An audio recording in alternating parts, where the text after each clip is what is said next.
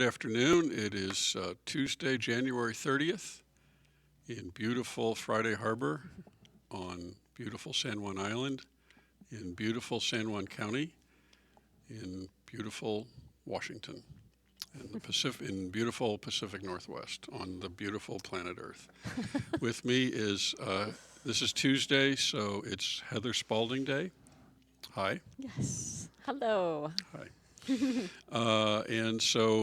This was called, and I think we're still using the open for, hey, what's going on around here? Which, we may break that off and put that somewhere else. But as you know, everything changes here in a constant state of change. And we are now creating doing the news at noon. And we haven't had much, we haven't made much progress yet in the regional part of this, but certainly making efforts in that direction. So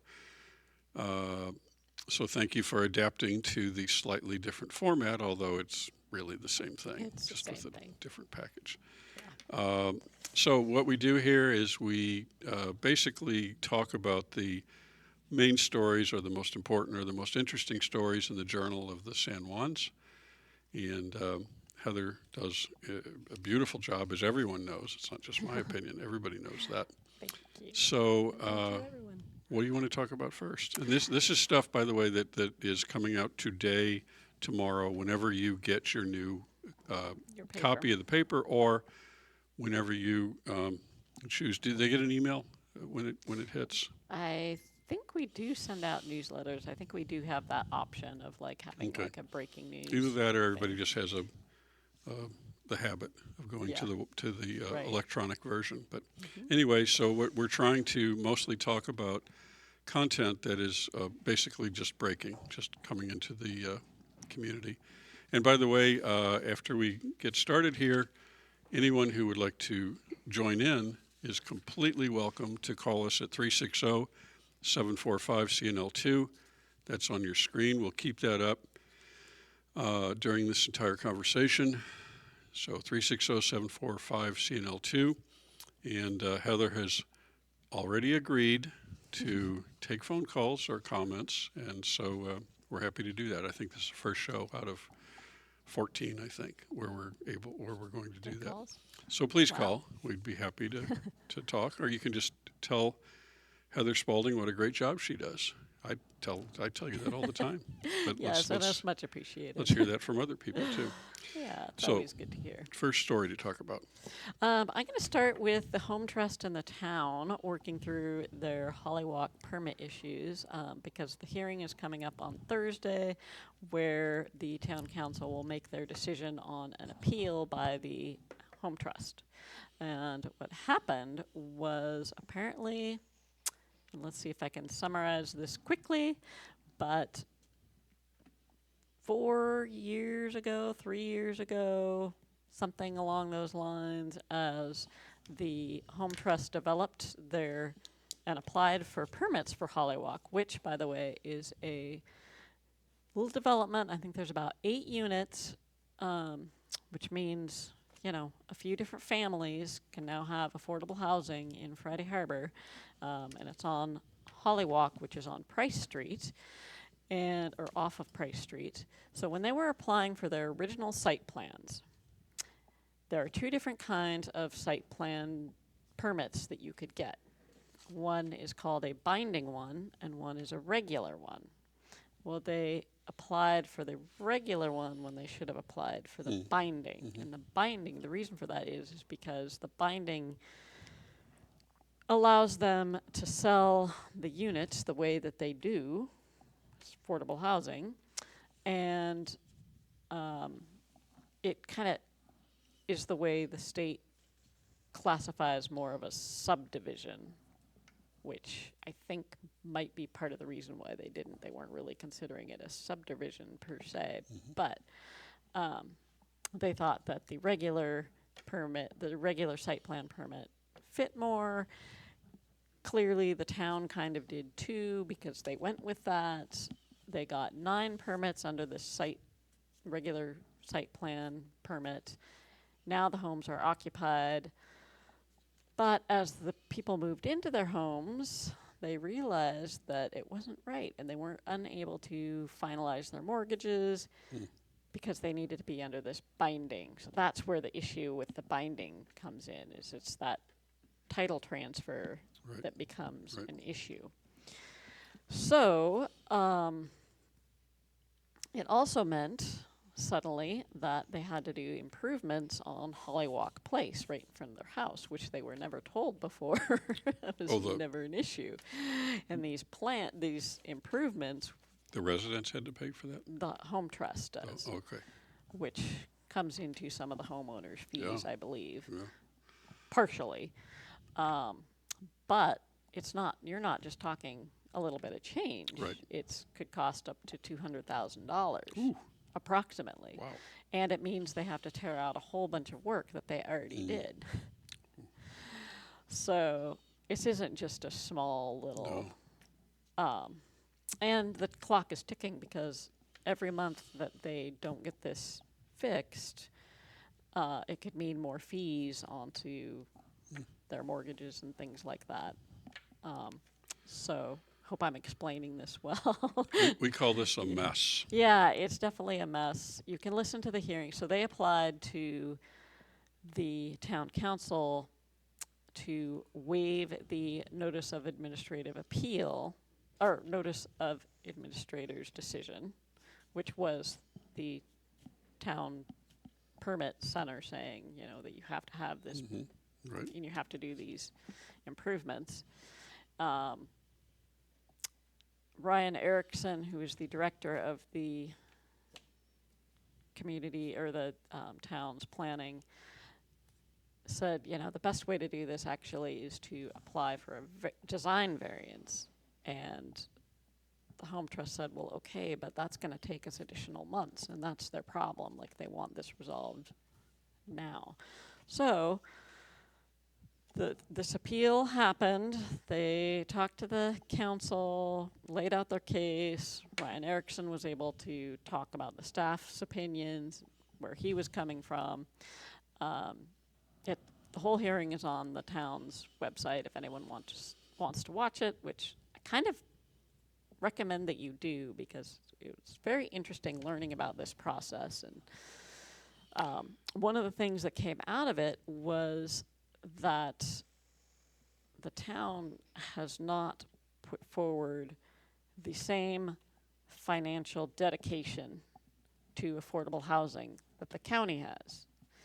The county has really tried to ante up financially and help affordable housing programs and organizations like the Home Trust, like Home for Islanders and others. They've done it through county agencies, like, if you look up the community health services, health and human services, you will find a whole staff that works on affordable housing. They've also created, we island citizens voted for it, but there's the REIT tax, which is combined with the land bank, by the way, because we needed to have a land bank in order to qualify to have a REIT tax with the state. That's a whole different topic, but just briefly summarizing it. So the county was able to get that established. We as the voters were able to vote for that. All these things that, while it's still obviously a huge issue, the county has really been trying to work on this issue. The town, they are studying it. They have come up with different ideas, but they have not necessarily put the kinds of money, and obviously they're smaller than the county, so it's not going to be the full amount, but ratio-wise, the town comes nowhere near to trying to help out affordable housing. And one of the reasons why this was brought up was because the town also does not have, laws in their code saying, if this is a affordable homes organization, we can prioritize those permits and make those go through a little faster, a little smoother. We can waive certain things to help that process go through smoother. So that kind of is what I'm trying to get at by bringing that up. Okay. So that is on the front page Yes. of today's paper, Home Trust and Town Work Through Holly Walk Permit Issues.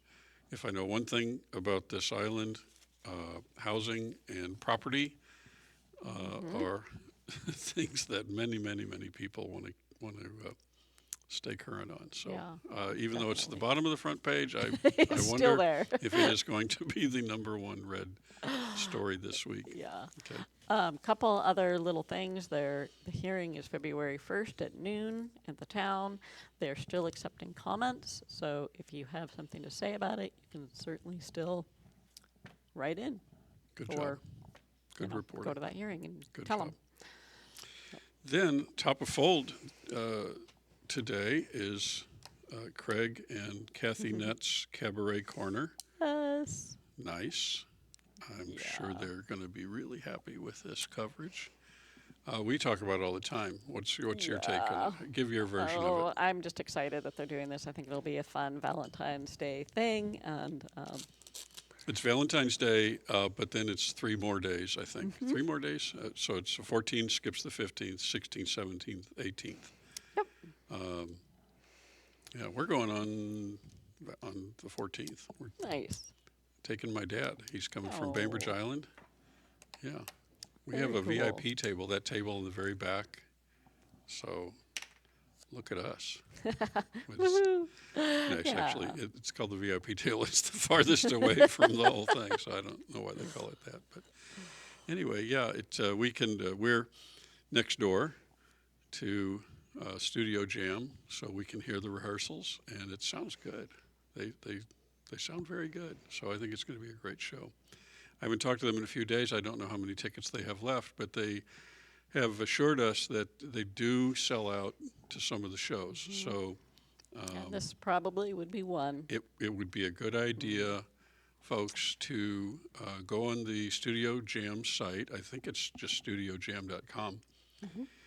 And correct. go, I think, to events. And then it doesn't take very much effort to find the tickets. You pay for your ticket. You can print out a ticket with the UPC code and all that. It's big time production. But might be a good idea to go ahead and buy your tickets today. So nice reporting, and Yeah. a lot to did. Isabel. did Isabel that wrote one. that. Oh. Cool. How's Isabel Yeah. doing? She's great. Yeah, she is working on a story about the high school and their group of STEM students that won a prize from NASA. So Yeah. that will be coming up. So we have time to divert a little bit away from the paper for a few minutes. We've had some conversations lately. We do a lot of this live. Well, we do all of it live. But we're on now live 2 hours a day, every weekday. And I'm completely exhausted. We are looking for, we made a little, what is it called, a reel? Was that Facebook or TikTok? What was that on? That's got the 2,000. Okay. It was all over the place. Where's the thing with the 2,000 plus? That's Facebook Reels. So we made a Facebook reel thing, whatever. I'm not using the words right, but and it made it look like I was being fired, which, I'm not being fired. I have to fire myself. I am firing myself. Okay, I'm firing myself. But that's definitely looked like a really lousy TV host was being fired, and it's gotten like 2,500 plays. I don't know what, but that's not record breaking, but that's a lot for us. And we definitely, it's caused a number of, I think, highly qualified people to reach out to us. So Good. I need to pull back and do all the deals and all this other stuff that the infrastructure of this, as much as I enjoy this. And I'll probably be the stand-in, the guest host, but we are definitely looking for a host, still looking. Nice. Got some interviews coming up, but we're still looking. But so we do the first hour every day right now, noon to 1, on video TV, and then we have to go dark for about 60 seconds, and Jeremy changes the way we use our bandwidth more efficiently, and then we call that talk radio. So the screen kind of goes not exactly black, but it just has the phone number up, and then we go to kind of a radio format.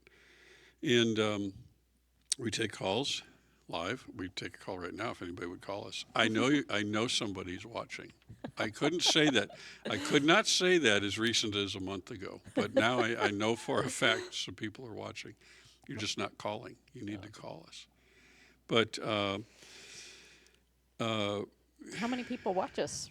well, I'm not saying that. That's proprietary. I don't want King 5 to get too scared just yet. We're going to sneak up on them. But every day we hear some people who we hear from a few people who say, "Oh yeah, watch that," and it's not anybody we expected. So it's slowly getting out there. Slowly Friday Harbor is figuring this thing out, while I am at the same time. But We're all doing this together. yeah, but the live part of that means that you really you can't manage that. You can't curate that. You don't know what someone's going to call in, or even a guest for that matter, when you're live. You think you know what somebody's going to say, and then they say something different. Right. And in the last several weeks, it's been some people have suggested or questioned. I think it's worded politely, but questioned how good our schools, how good our public schools are here. And so you know what I'm talking about. I mean, I'm not talking about any particular people. I'm just talking about the concept. Are the schools really that good? Is, I think, the way it's worded sometimes.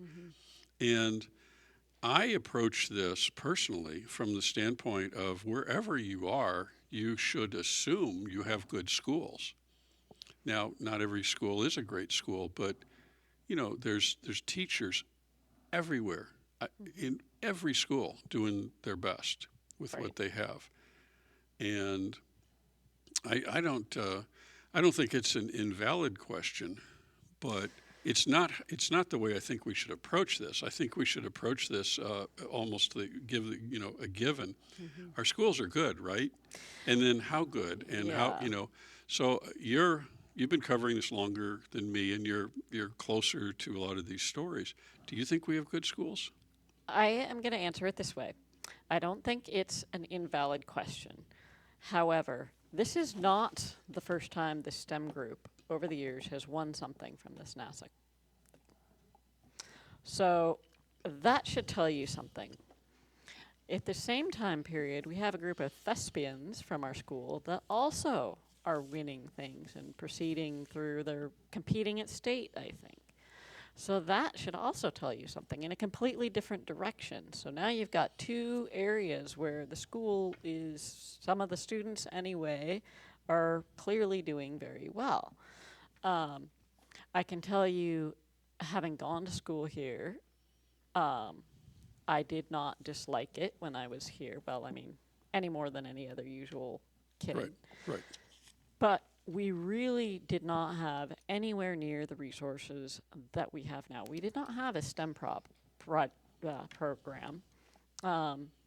We had we had some great science teachers, but they did not have the resources. We had zero acting.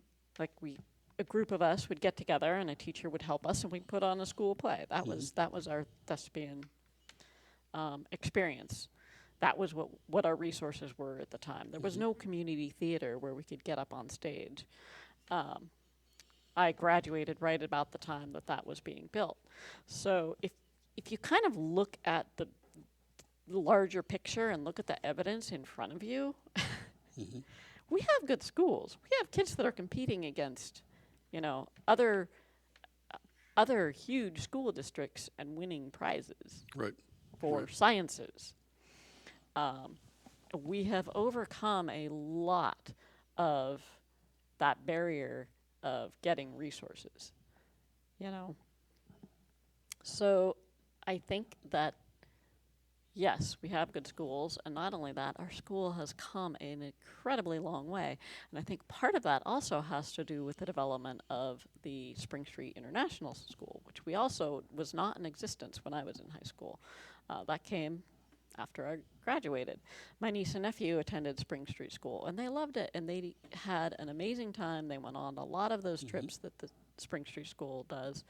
Um, the development, though, of Spring Street meant competition for our school district. And I think that about that time when parents were finally, or their voice was like, yeah, I want my kids to have more than what you're offering, it really pushed the school district to be like, oh, we can overcome some of these barriers. How do we do it? Like, Spring Street is doing this.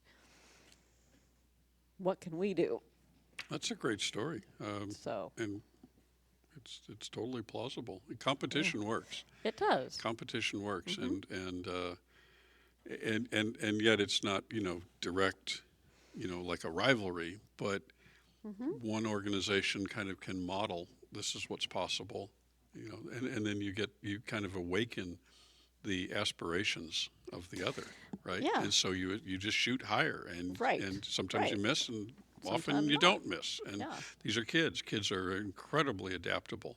Yeah. And if they understand and they believe that it's realistic to have higher, you got to believe it's doable. Right. But kids can be led to greatness if you just show. And you see it in sports all the time. It's like these. Yeah. When a tiny school overperforms, it's like it's usually about the coach, and it's usually about just the mindset of the team. We Right. can do this. So it sounds Definitely. like that's what's. I love the connection, though, the role that Spring Street may have played in raising the bar for the public I schools. really kind of, looking back, I'm just making the connection of what the school was like when I was there, what seemed to happen after Spring Street came, and also the Skagit Valley College came. I think it was probably around the same time period. So that also helped give both those schools another resource. Now, they can do things like a running start, whereas they couldn't before. There was something else that popped in my head, and then it went away. Oh well. It'll come back. It'll come back. Yeah. Well, and we've talked about, you and I have talked about. Go ahead Oh, and we're take getting that. a call. You and I have talked about the opportunity here too that we want to create for the students of both schools here Yeah. for journalism and for broadcast and broadcast journalism, broadcast engineering, broadcast entertainment, and the proposition that we're putting in front of the schools is that you and I can provide that at no cost to the taxpayers, no Yeah. cost to the schools, Right. no cost to the parents. So we're ready, and I think we will be meeting with both Spring Street and Friday Harbor schools soon. And I learned of the gap on the broadcasting side a few weeks ago when I was, and you can do this too. Go on the Mount Vernon High School site. Go on the Anacortes High School site, and you'll see some very robust broadcasting going on, television production, editing, live TV going on in these high schools with beautiful equipment. Yes. The cameras, I'm really jealous of Anacortes. The cameras that they have are better than what we have. The Yeah. tripod, I know kind of what this Oh. stuff costs. The tripod Right. of one of their cameras in Anacortes, and this is taxpayer dollars. Those are taxpayer dollars as far as I know. I'm pretty sure. They usually are in most of these schools. The tripod that they have one of their $5,000 cameras on would cost more than all of our tripods put together. And that's a good example. You can, and by the way, to build a decent studio in a high school, we're talking hundreds of thousands of dollars, at least 100, and for the bigger, the bigger the school. And yet, Heather, we could take the Friday Harbor kids, we could take the Spring Street kids, put them in front of our crappy equipment here, and they may come up with better stuff than Right. the big city schools, if you call Anacortes a big city or Mount Right. Vernon, but they are to us. And Yeah. so that's an example of like, it's not always just about the resources. In fact, anybody that lives on San Juan Island, you get to adapt. You Right. just have to adapt to that's what the you thing. have, right? When I was coming here, I think we were still a Oh, I'm sorry. very. We have a caller. Let's not keep that person on hold. All right. We have Robert, a local Friday Harbor resident, who wants to talk about a fundraiser for the schools. Cool. And Yes. Great. has, Bring it has on. a Bring it on. question. Sorry, Robert. We forgot you're there. And he also has a question Yeah. about recycling, I believe. So Good. we're going to bring nice. Robert on in just a moment. Perfect. Standing by for Robert. This is our first caller to this show. It's not our first caller to any, but this is the first caller to. Hello, Robert. Are you there? Nope. Robert, are you there? Hello, Robert. Hello, how you doing today? We're great. How are you?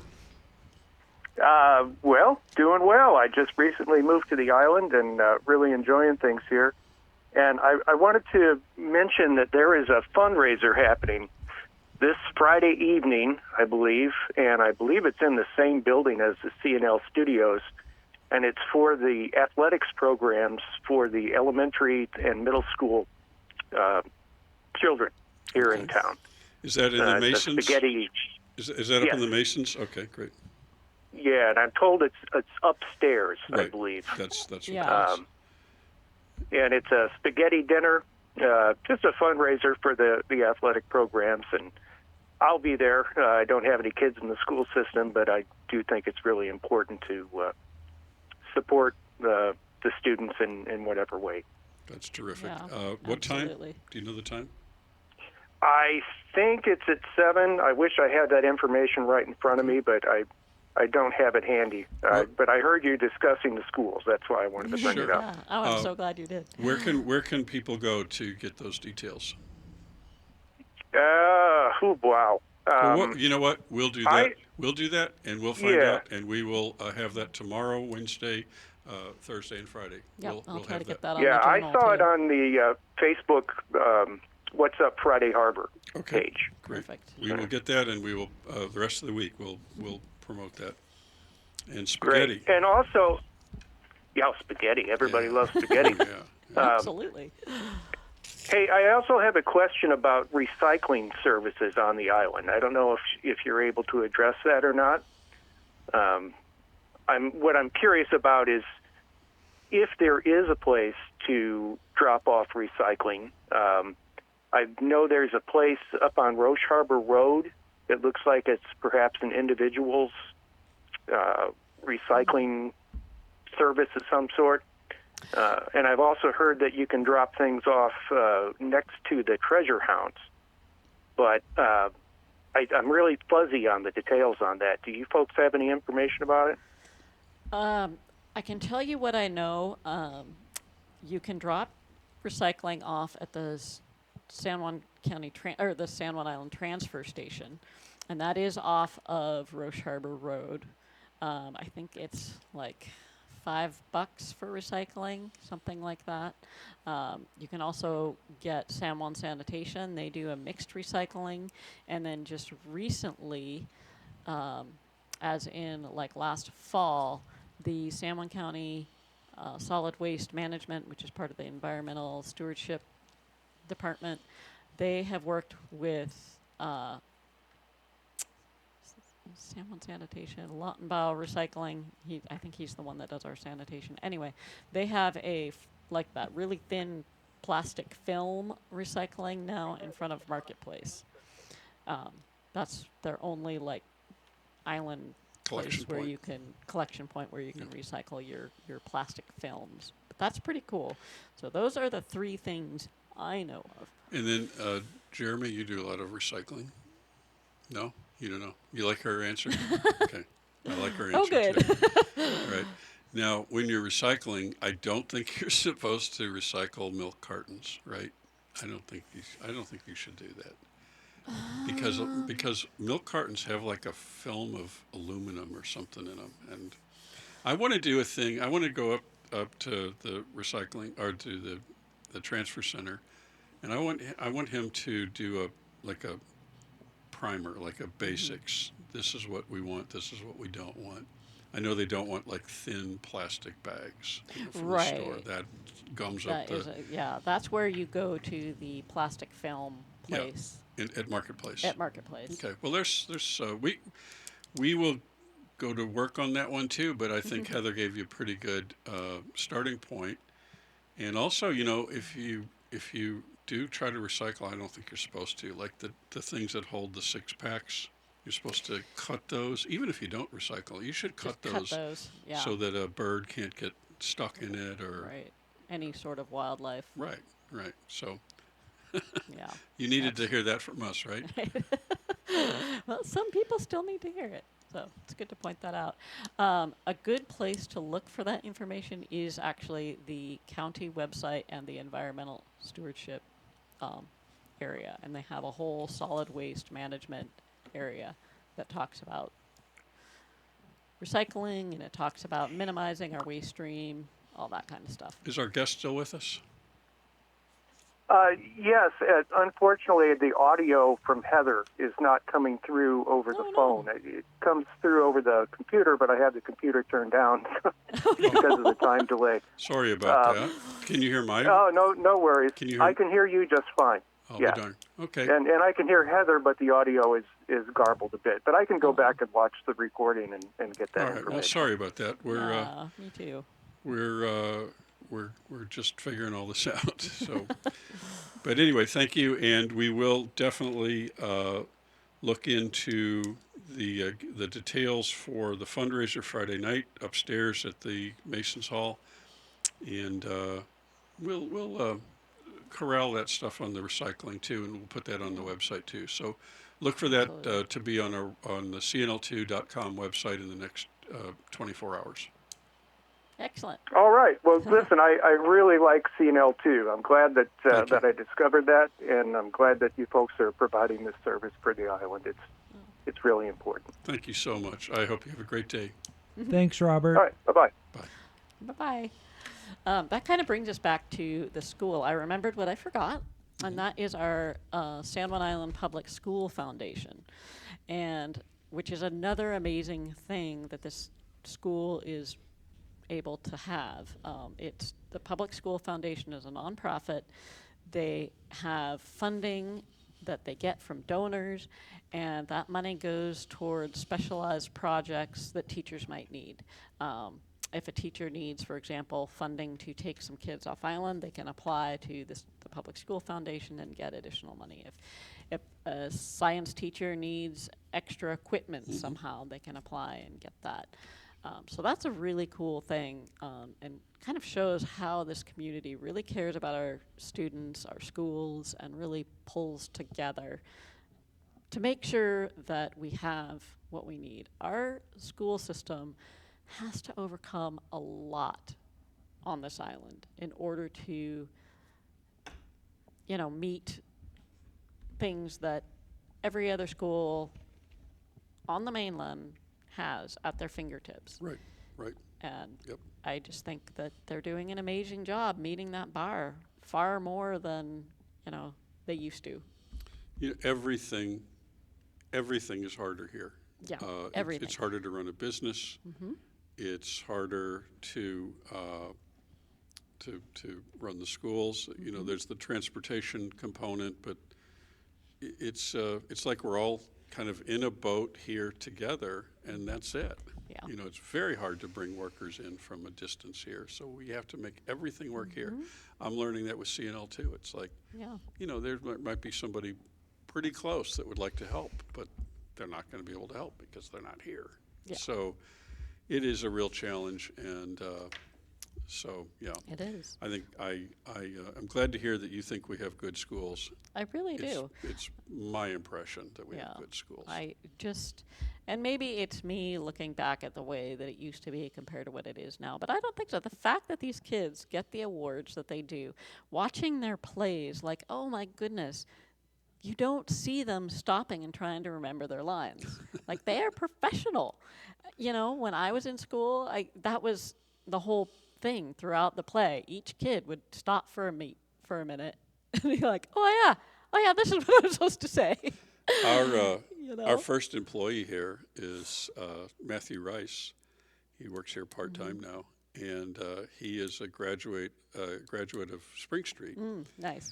And he was at the table here sometime last week, and I said, "Give me a line from Shakespeare." Boom, perfectly delivered. Nice. Now he did just graduate from undergrad school too, but by all accounts, he was well prepared for undergraduate studies here on this island. So, yeah, it's education. I think we have a lot to be proud of, and a lot to build on. You're never done. We're not done. And we were starting to say before we talked to Robert that I, for one, can see a gap. I can see an opportunity here. It troubles me that kids that go to Mount Vernon or Anacortes or Seaholm and Bellingham or all these other schools that have their $100,000 plus studio, and the kids are, again, I buy this equipment, so I know and a lot of them are just playing, and that's kind of the aspirational part.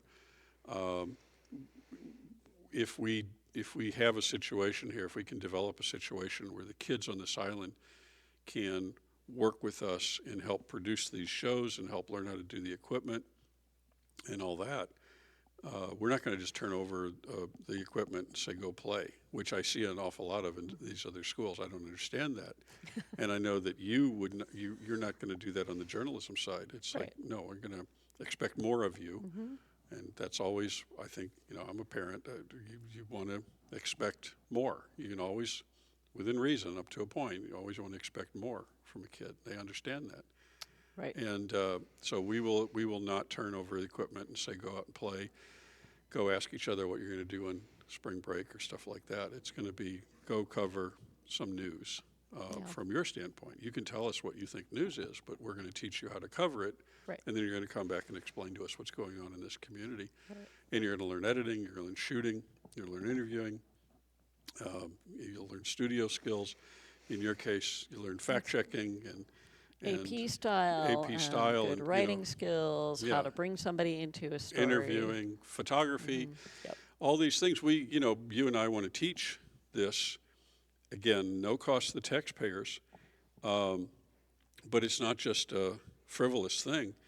This is a gap. This is a gap that exists between our high school graduates and the graduates of other schools that have had this program.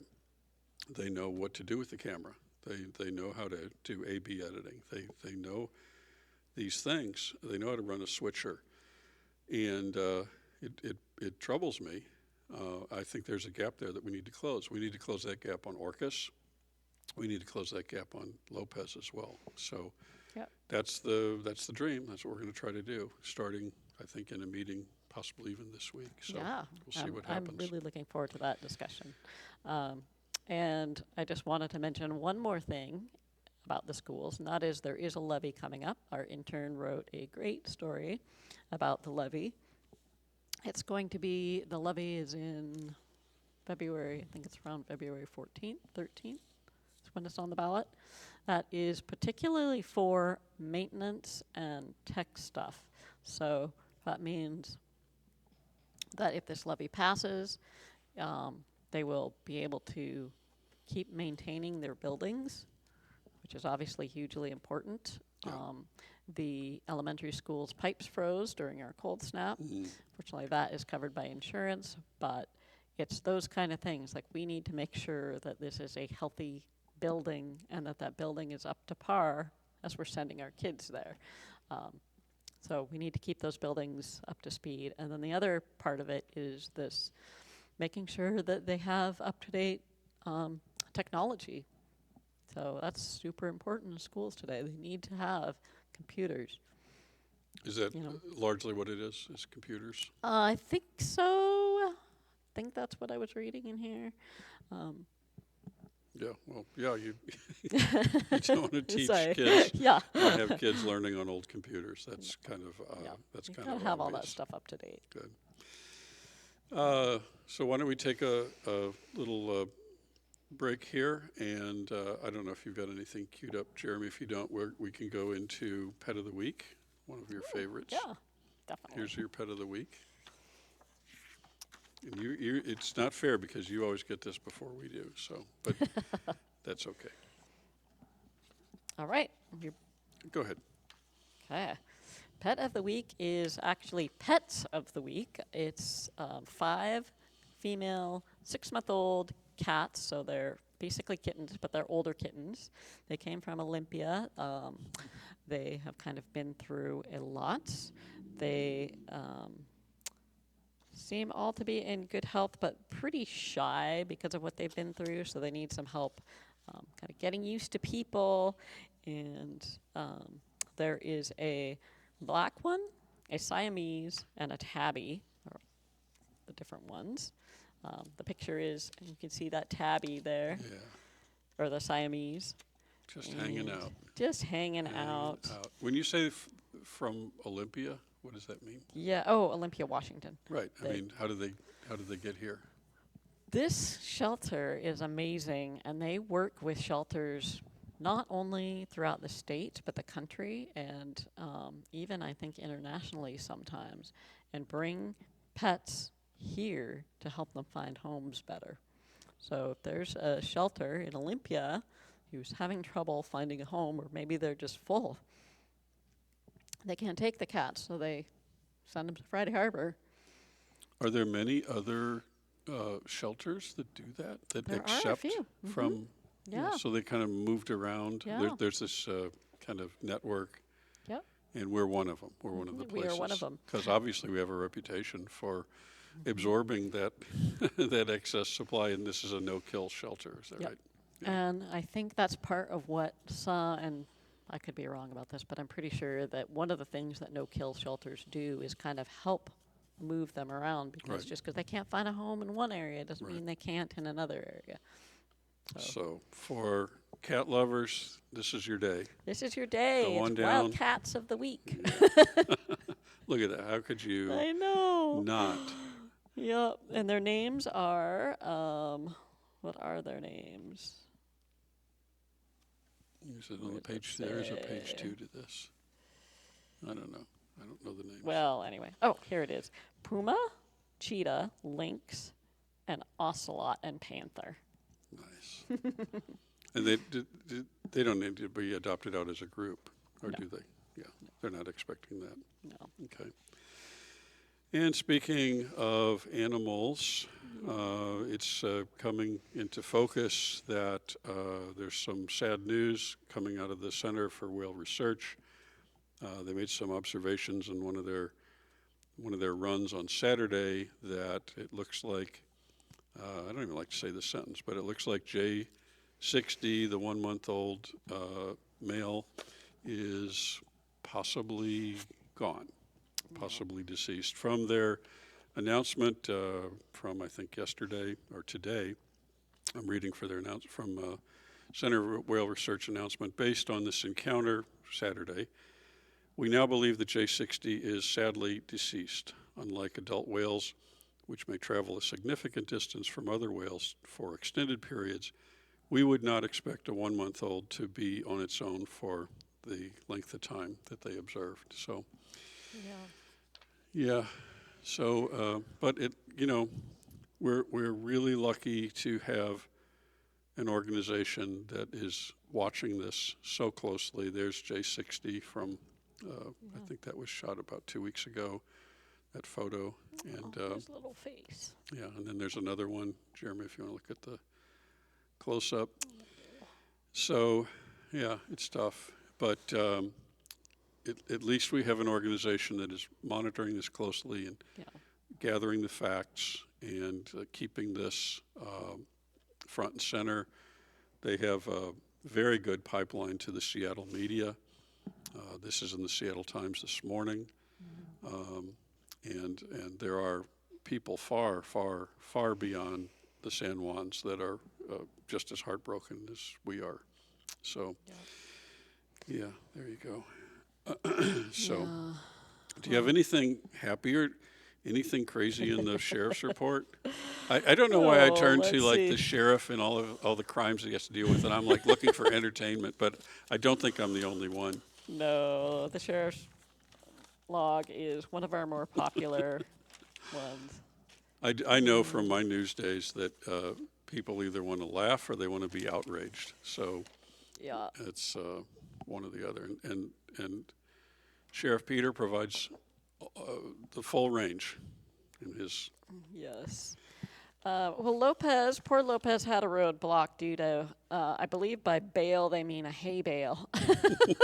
So He had to So- move a hay bale out of the way. there you go. Always a- It's our version of sheep in the road. So did you have any trouble getting around in the snow last week? Oh, and that's something we have on that the little front bitty page car of also. yours? Well, my little car does not do well in the snow, so I don't even try. But to top that off, I was actually house sitting at the time and up on a mountain, so I was You had every excuse. basically You had stuck for 3 days. every excuse not to leave. Yeah, I don't mess around with driving in the snow. That's the other piece of it. I'm not a snow driver either. Yeah. So. I feel like we were able to get in every day. We came in every day, even the one day when it was still snowing. And I feel like they did a pretty good job with the plowing this time. Yeah. I remember last year. Now it's kind of unfair. Last Christmas, the foot of snow or whatever we got, that's kind of unfair because it's just like, nobody could expect that we have the Yeah. capacity to clear something like Right. that, promptly. But maybe it was just fell at the right amount at the right time. But I think they did a good job of keeping the roads passable. They really did. They yeah. do. I really am impressed with how our little public works manages to keep on top of that. Yeah. They do And their best. I don't know if there were any power outages. Were there? There was one brief one because of a tree on Roche Harbor Road. So people in the Roche Harbor area lost power for about half an hour. But again, kudos to Yeah. Opalco for Right. being able to get out there, and they fixed it within half an hour. That's fast. So, yeah. And otherwise, there were no power outages No, other than I that. think that was all I heard. And, there was a lot of wet snow on trees. There were a lot of branches that came down, and I thought for sure, oh man, Could be. something's coming. Yep. But one of those big power outages last year was really a power outage in Anacortes itself. So I think both of them were, weren't they? yeah, they may have both been, and certainly, that's not our fault.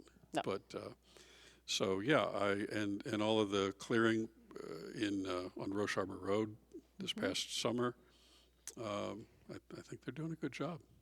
It was great to not have the power go out. It was great not to have the It's power great go out. when the power doesn't go out. Sorry for the people that lost it for half an hour, but I'm really glad you only lost it for half an hour. Exactly. Exactly. Thank you. Yeah. Thank you, Opalco. Yeah.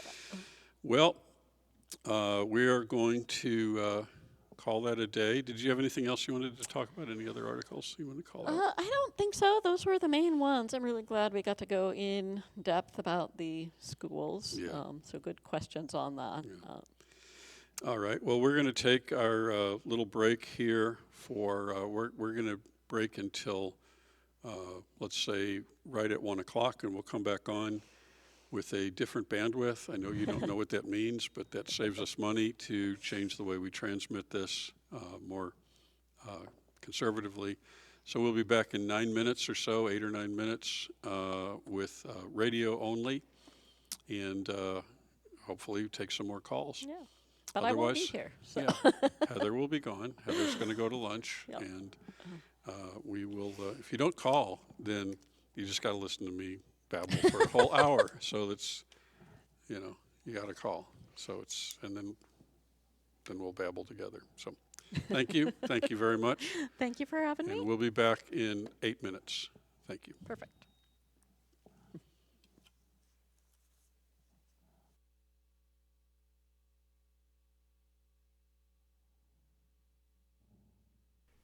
This is All Blues by Miles Davis. It's been covered greatly. It's a tune in 6/8. It's not a waltz, but it's in 6, so you get that 3/4 feel.